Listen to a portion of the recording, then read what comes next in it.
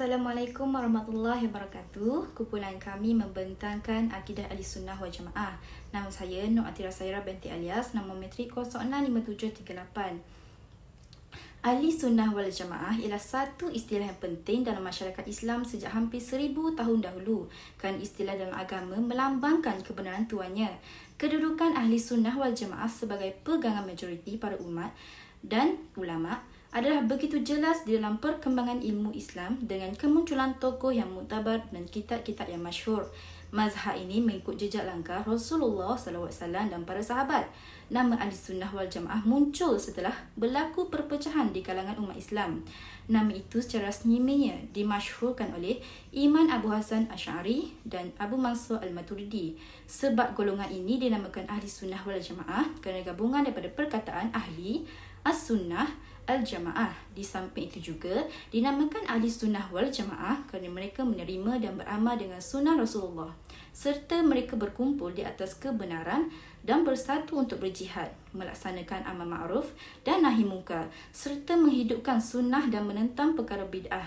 Nama lain juga bagi Ahlussunnah wal Jamaah termasuk dengan Ahlu as-Sunnah, al-Jamaah, as-Salafu as-Salih serta Ahlu Hadis. Di samping itu, tokoh ulama yang terkenal ialah Abu Mansur Al-Maturidi. Ahlussunnah wal Jamaah berpegang kepada prinsip dan ajaran bersumberkan Al-Quran dan Sunnah serta prinsip As-Salafu as-Salih. Sebarang pertelingkahan, pandangan mereka akan merujuk kepada Al-Quran dan As-Sunnah.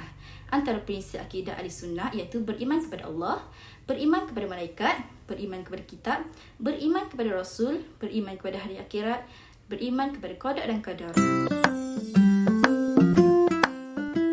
Bismillahirrahmanirrahim. Assalamualaikum warahmatullahi wabarakatuh. Nama Najwa binti Farai, nombor matrik 067516.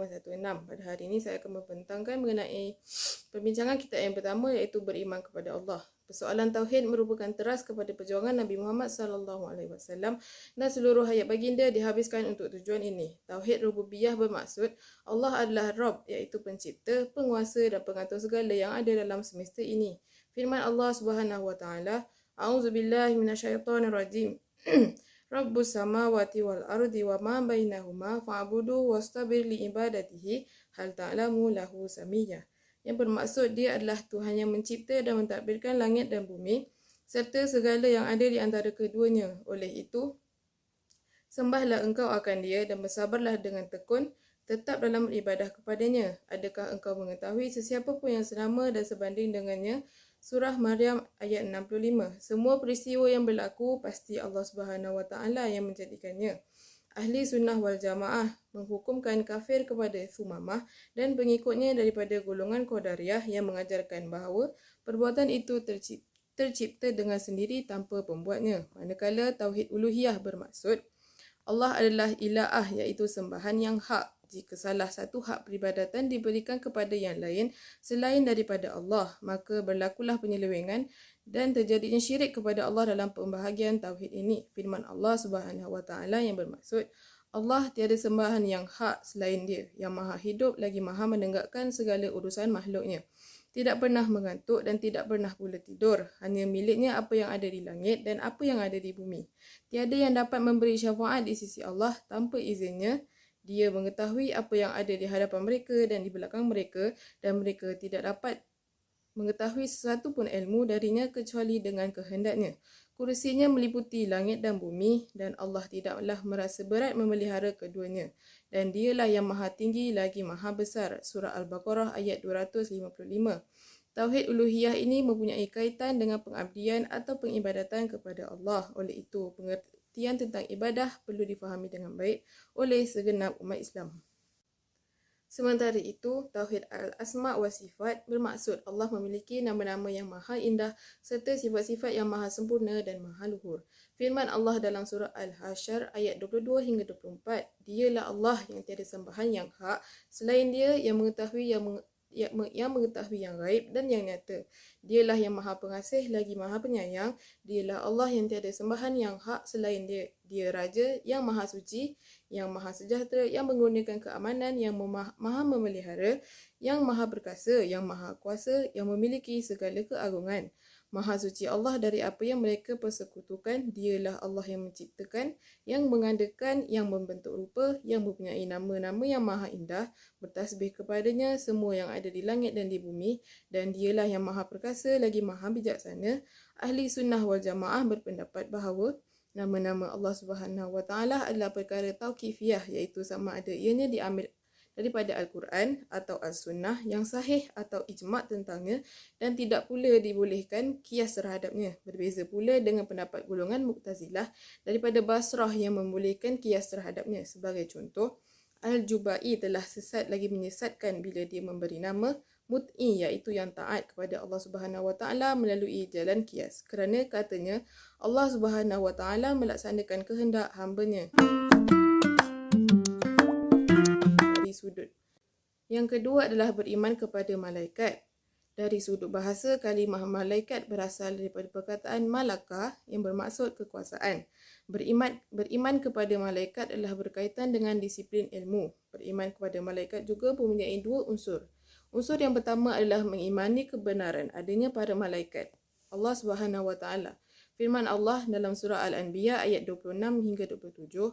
A'udzubillahi minasyaitonirrajim. Bal ibadu makrumun la yasbiqunahu bil qawli wa hum bi amrihi ya'malun. Sadaqallahul azim, yang bermaksud sebenarnya malaikat-malaikat itu adalah hamba-hamba yang dimuliakan. Tidak pernah mereka itu mendahuluinya dengan perkataan dan mereka mengerjakan perintah-perintahnya. Allah pula tidak menampakkan malaikat kepada semua umat manusia, tetapi kadang-kadang Allah memperlihatkan mereka kepada sebahagian hamba-hambanya.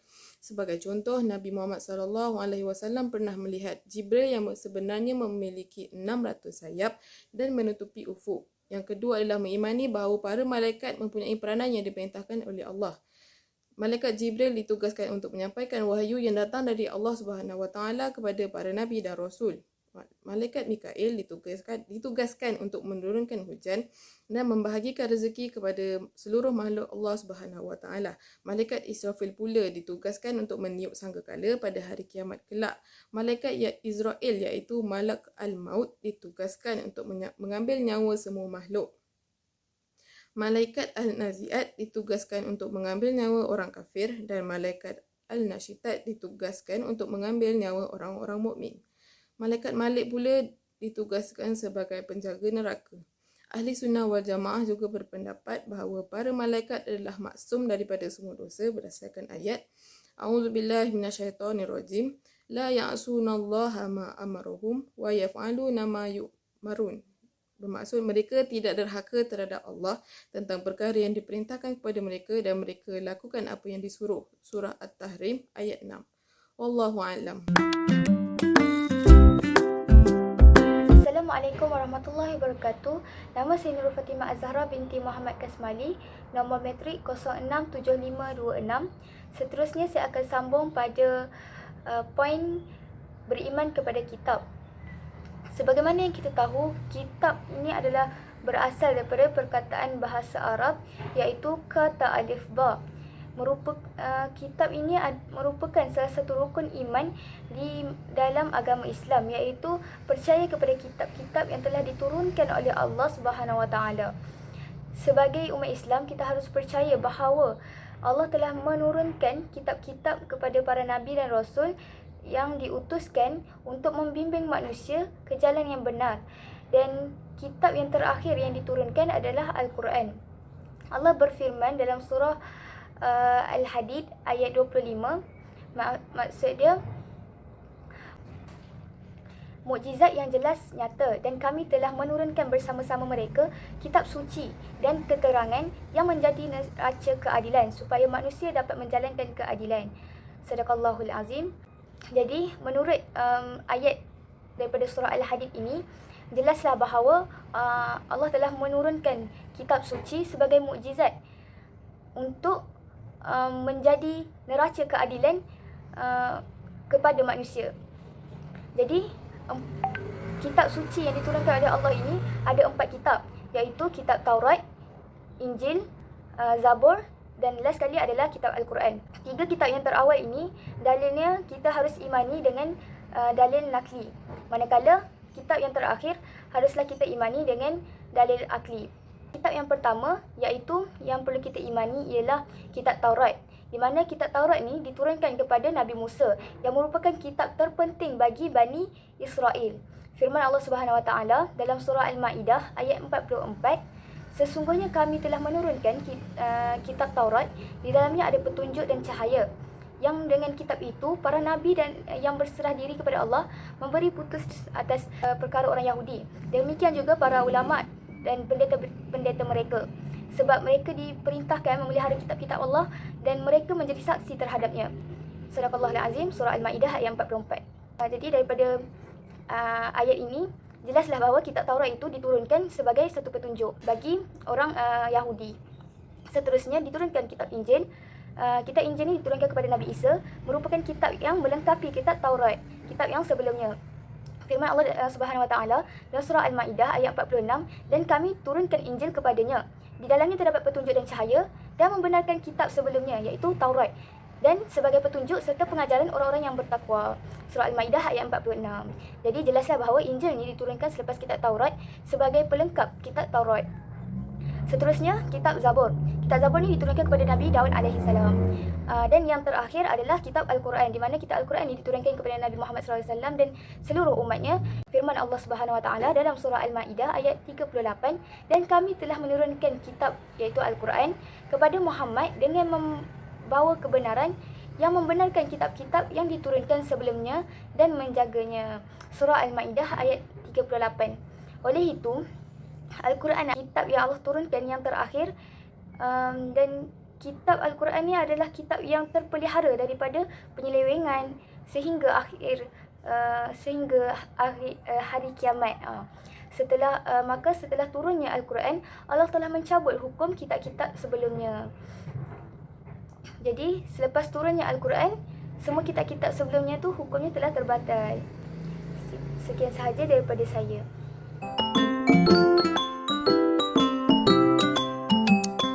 Assalamualaikum warahmatullahi wabarakatuh. Nama Nur Umairah binti Anwar, nombor metrik 066196. Poin seterusnya adalah beriman kepada Rasul.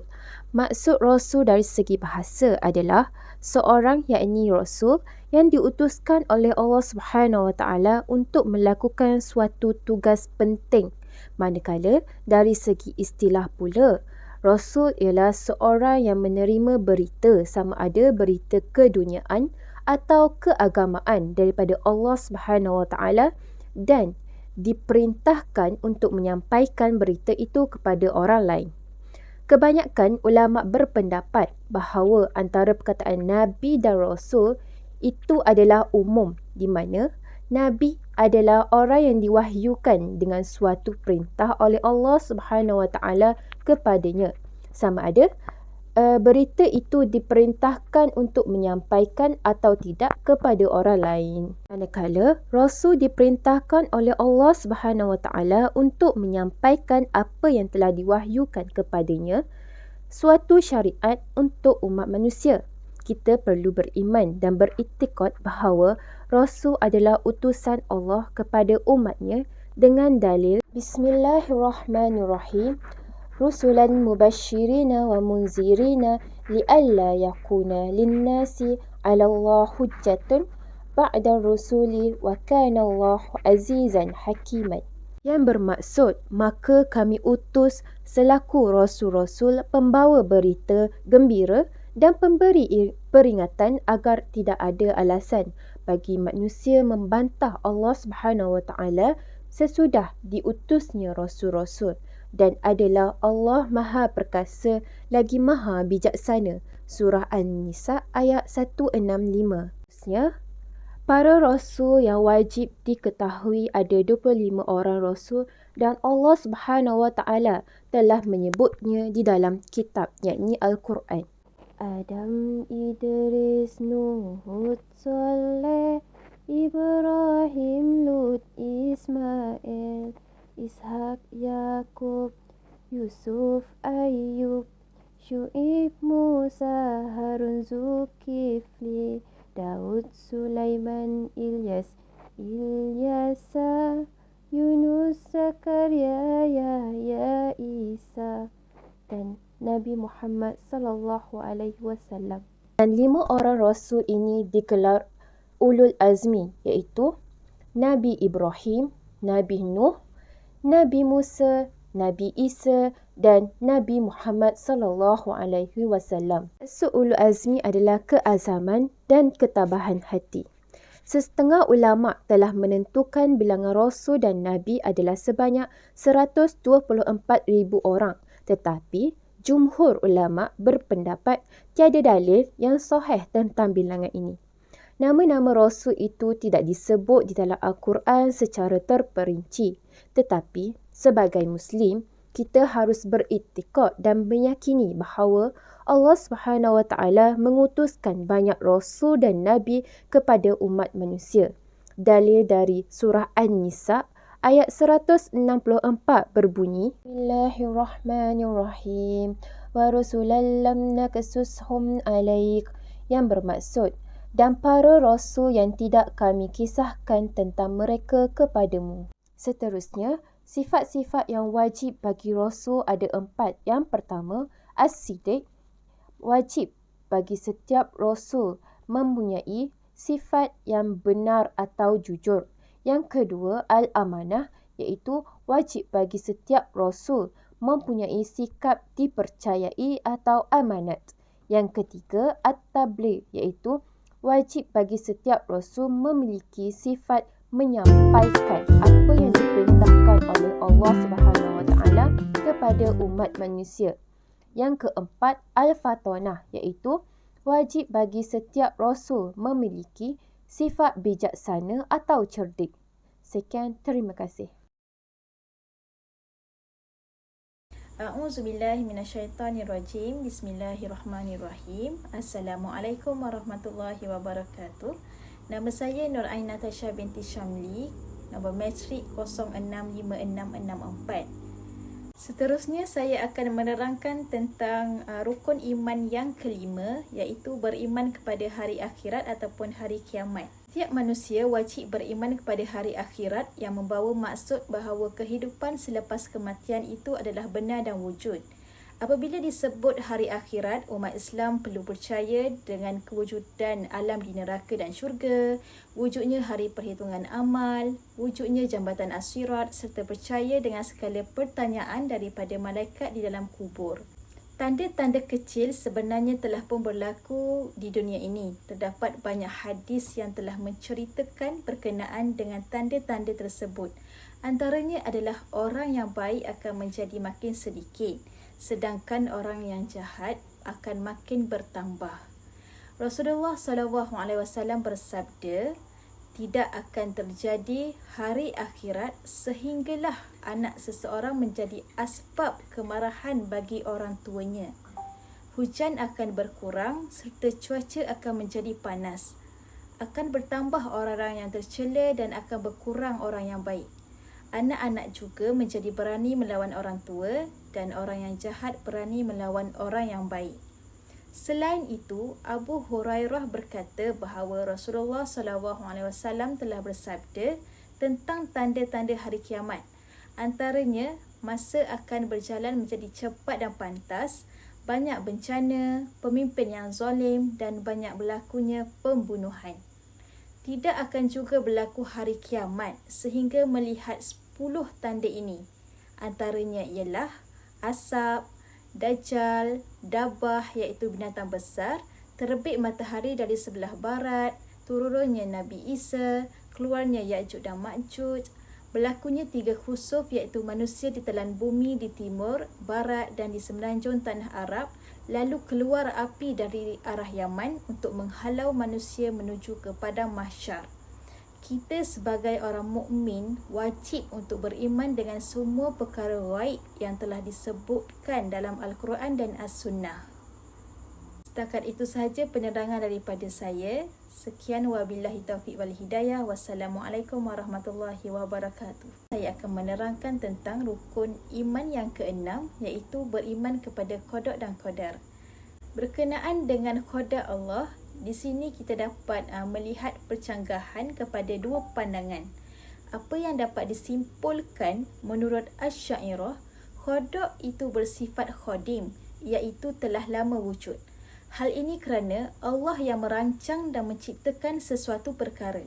Menurut Maturidiyah pula, qada itu merupakan hasil ciptaan, iaitu bukan qadim.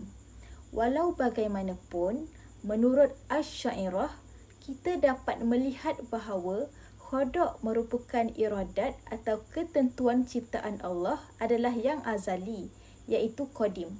Manakala, menurut Maturidiyah, qada juga bersifat qadim kerana apabila dilihat daripada sudut ilmu Allah, sifat ilmu Allah adalah perkara yang qadim walaupun ketentuan Allah dapat bertukar dengan izinnya.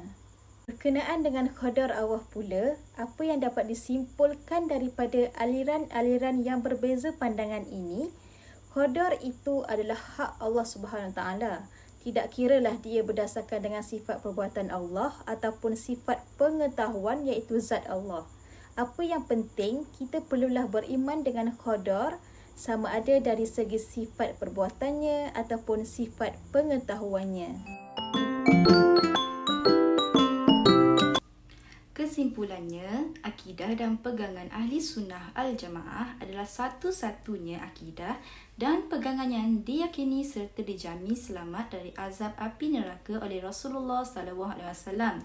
Banyak kepentingan apabila berpegang teguh dengan akidah Ahli Sunnah wal Jamaah, termasuk dengan dapat membersihkan akidah daripada kekeliruan dan kesesatan. Hal ini kerana akidah Ahli Sunnah wal Jamaah berlandaskan Al-Quran dan As-Sunnah. Rasulullah SAW memberi jaminan bahawa mereka yang berpegang kepada Al-Quran dan As-Sunnah tidak akan sesat selama-lamanya. Pengaruh fahaman luar tidak akan dapat mempengaruhinya kerana menganggap Al-Quran dan hadis sebagai sumber yang paling sahih dan tepat. Di samping itu juga, kepentingan berpegang pada akidah Ahli Sunnah wal Jamaah termasuk juga dengan menjadikan kayu ukur asas kepada penerimaan sesuatu amalan. Perbuatan seseorang hanya diterima jika kepercayaannya betul. Jika akidahnya tidak betul, maka bertolak segala perbuatannya. Sebagaimana firman Allah dalam surah Al-Furqan ayat 23 yang bermaksud, dan kami, yakni Allah, tujukan perbicaraan kepada apa yang mereka telah kerjakan daripada jenis amalan, yakni yang mereka anggap baik, lalu kami jadikannya terbuang seumpama debu yang bertebangan. Akhir sekali, seseorang yang berpegang kepada akidah Ahli Sunnah wal Jamaah akan diredai oleh Allah. Mereka berpegang kepada akidah Ahli Sunnah wal Jamaah akan mendapat keredaan Allah Subhanahu Wa Taala seperti firman-Nya dalam surah Al-Fajr ayat 27 hingga 30. Jelaslah bahawa akidah Ahli Sunnah wal Jamaah memberi banyak kepentingan kepada kita.